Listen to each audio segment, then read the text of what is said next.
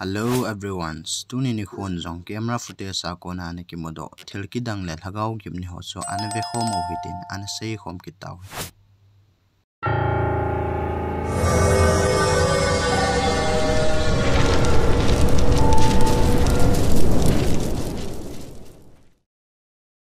Akhat channa hin Argentina gama phenomenon kiti TV channel khana hin gamlegu dan ho explain an borji ven hichi phenomenon TV channel ten jong ni khar hi amon jong live a bol ben a hi le anung lang screen lang khana ko nin hin thilam dang ta khar hi an record khata na hi que se viene la humedad y ahora sí, la esperada lluvia en la zona central, que están esperándola muchísimo, asociado con las perturbaciones de mal tiempo, va a realzar todo. Hilaya hin mihim tabang akimuchin lo khat hong lai pa hi imuthei venahi. Phenomenon TV ten jong ana hedo povin, alive ana vehoven ana muwa konin social media za chumchomin ana the thang ven a hi la ana viral he na hi.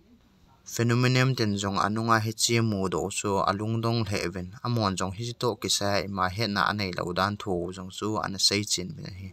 Achutia hele nangin hi chi thil hi ipi hin ten tim ipi hidinga nagin mo em ole mu thelo lagaw wa le camera a record do kha a hidem ani channa hen Canada ga malhan multo kinai cha restaurant sung khana hen jingka khar he amon jong CCTV a ko nin thilam dang ta khar he an mudo ovinahi. They said it's not the hotel that's haunted, it's the graveyard. Oh. So this service road here where Danny and I used to park, that's the old Stony Plain Road. Do you really think when they dug up all the bodies here, that was a good one, moved them over to the graveyard? They dug up the bodies and what? They have it there, buddy? Yeah. Hey, Noel. Yes, yeah. What's up? Oh yeah, I see it again. Yeah, let's try and sit in the chair. Sometimes he'll stay there for a minute. He is. How do you know this? Hilaya hin akimuchin lo mi khat he ahungin tawna chunga suna tawin ana mangki nen a hi nangin hilaya ki mu hi ipi hidinga nagin mo em ipi hin tena tim ole a ko mal hana thi ho lagaw ahung wa lut le a hi khadem na lungel koman lama an se athum channa hin tiktoker malina giti mi nu hin aina hin asapa neu pen pa to hin Mother's Day nu te ni khu so anamang in aman jong mun chuma ko na acha ten a hin thot gi for chu ala do en video chu an semin a hi le hitabang thil kidang ta hi an record khan a hi que é da doceria da Lulu. E olha que bonitinho que eu ganhei no Dia das Mães atrasado, mas ela me deu. É espelhinho de bolsa, deixa eu abrir e mostrar. Olha, que lindo. Deixa eu abrir. Ai, meu Deus. Amei. E agora vamos provar. Eu sou, tipo assim, viciada nesse brigadeiro dela. É simplesmente o melhor brigadeiro que eu já comi na minha vida. Helaya hin malina hin amiro so a hin hongdon a hin vet sa na hila amiro la ko nen hin mi khat hin amalam a hin vet hi akimuthein a hi aman jong ni zo in a video so anung venin a hi le hitabanga thil kidang ta an record do kha so ama jong a ti zal he zengin a hi chuina man jong a video chu TikTok lama ana upload na hi la ana viral he zengin 3 million views lang ana ling in a viewer son jong a video sip na mun chu a hin tha recover dingen a hin nge ve malinan jong helai mun chu a hin vet sa na hi la mi ti ta lawin miro la kilang thai wang ne khum ngel jong aum po na hi achutia hela hin helai miro la hung kilang hi ipi hin te na tim hoya hung kon a hidem ipi hidinga nagin mo ngalungel common lama an se ali channa hin tiktoker mod lu kitipa hin jana highway gari atol pin in hin aman jong thilam dang ta khat hi an record kha in a hi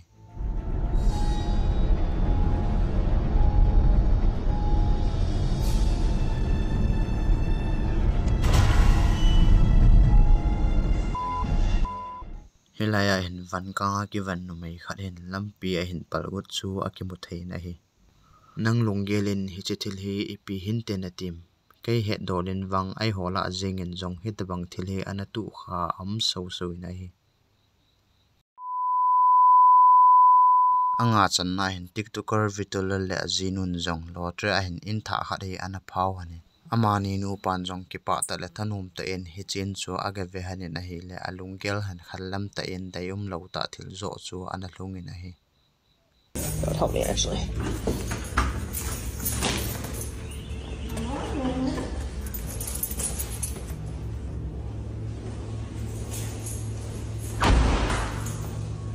Sorry I kicked you.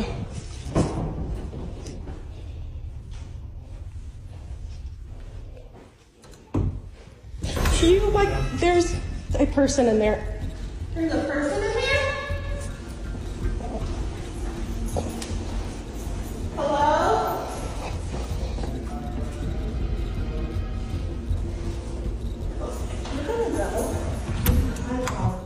Helaya chun amani nu pan jong ki pa ten in sung so avele hanin a hi le ajinun jong room sung kor khare aga hongin a hi le koi a hi ki hello mi khat hi ani ki sel in supha nen ama jong ki chabe se en a hung jam tho jengin chule in jang chu kila talo in anadal han ta in a hi he chi thil hi nang tu hi tele chun helai ena hin na cheng pai dem or na da la dem na lungel koman laman se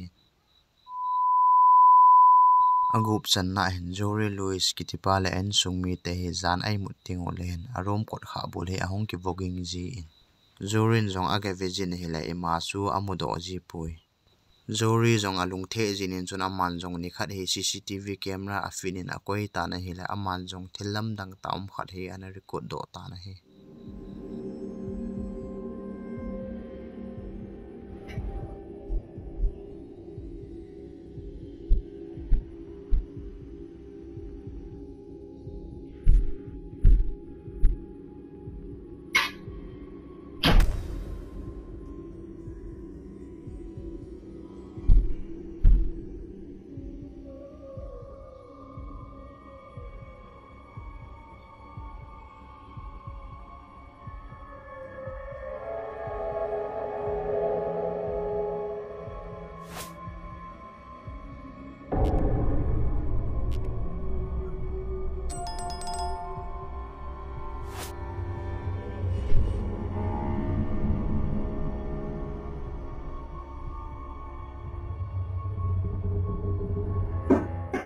Helaya hen gorgina ki zama sapenin kot ahong ki kha pu ki inin suin ipa hi ke halo avam ke kui khat hi ahong ki muthein chapang ai mu chu hai ta in ave in chule akoma ki chipna duri jong chu an hin mangin hizawin hi chi ipm ke halo avam ke kui jong chu an mang ta na hi nangin helaya avam ke kui ki mu hi ipi hin te na tim chule hi chin ipidenga chapang hi avel hin tem ole chapang ngai sang tharam ai khadem nalungel komalama an se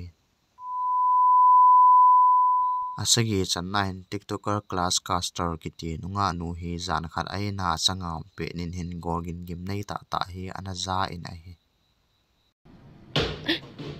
No.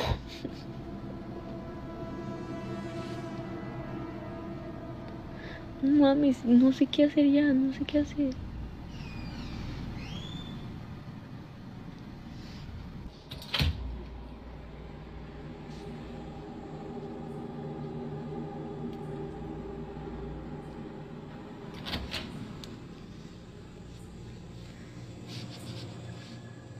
No mames, güey, no mames, está abierta la puta. Aquí voy a dejar el celular grabando aquí. A ver si capta algo, porque la neta ya me harté de que la voy a dejar grabando y me voy a ir al cuarto. Me da mucho miedo, please, me da mucho miedo ver lo que hay. amanun jong mudo thayam khadem tin jom video che record abolen adal haina hela avan so ipi a hin tu di tam ti so an ve khomo hite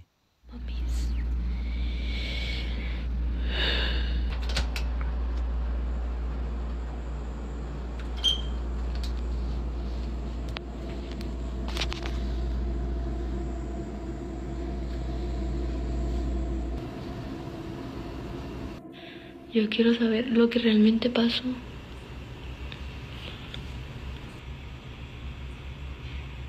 No mames, no mames, no mames. No mames, no mames. No mames, güey, no mames. Qué lluvia. ¿Qué vergas es eso? ¿Qué vergas es eso?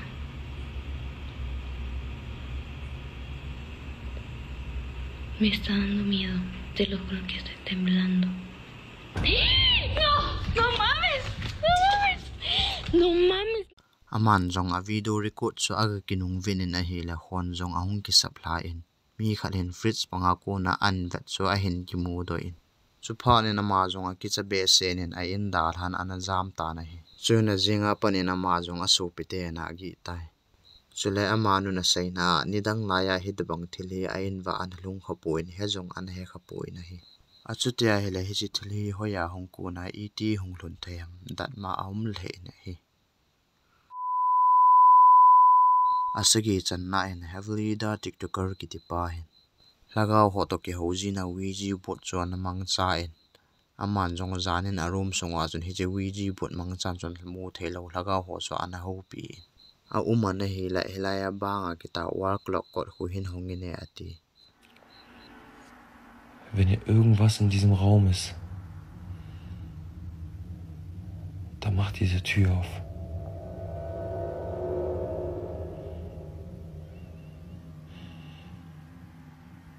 Wenn hier irgendein Geist oder so drin ist und du mich hören kannst, dann mach diese Tür auf.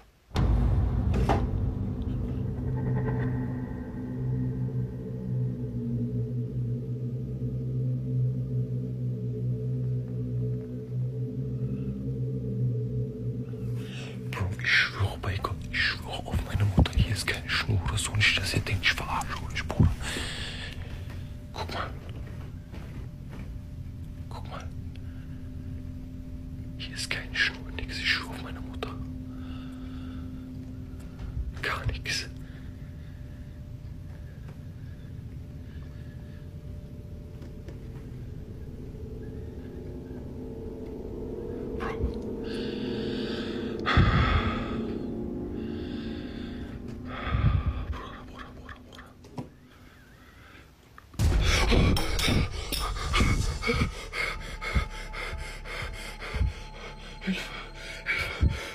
Ich hab Gänsehaut. Gänsehaut, Bruder. Gänsehaut am ganzen Körper. Gänsehaut. Gänsehaut am ganzen Körper. Ich schwöre meine Mutter, guck. Guck. Oh mein Gott. Oh mein Gott. Aman jong asay ma bangin war clock so ahung ki hong in. Aman jong anong sunen a hila tizarom te na ho sen war clock so ahung ki hong in asit be che in. Ama pa jong ahung ki chal ha jing phat te in aban sai ve te lovin hi chanin chuna ananga in a hi. Azing ka in aman jong hi chi wiji bot la war clock so anaha latai. Chule loi te ho tu ne ding in hi chan hin akisai tai lungsit and subscribe bolai lo na hi le like subscribe sil in bol pi in.